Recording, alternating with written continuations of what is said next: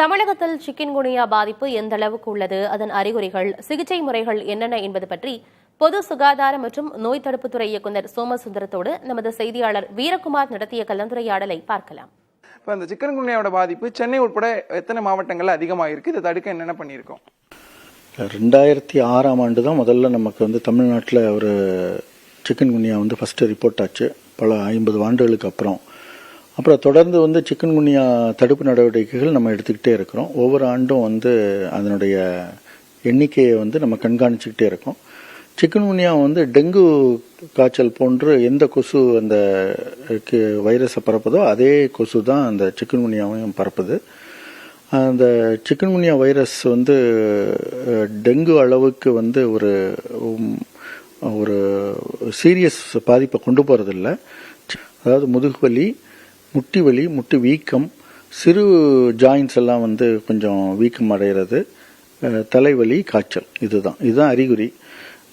யாரும் பயப்பட வேண்டிய அவசியம் கிடையாது.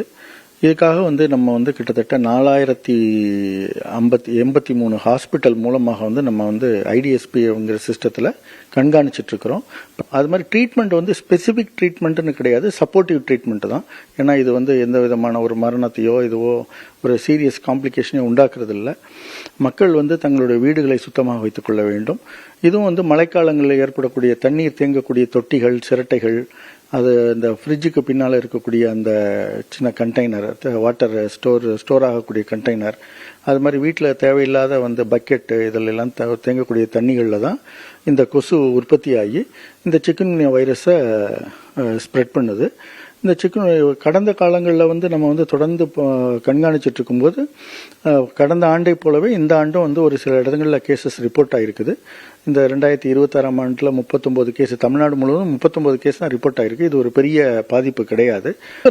ஹாஸ்பிட்டல் போனோம். முக்கியமாக இந்த சிக்கன்குனியாவில் எல்லாரும் ஓவர் த கவுண்டர் மெடிசின்ஸ் வாங்குறதுக்கு ட்ரை பண்ணுவாங்க.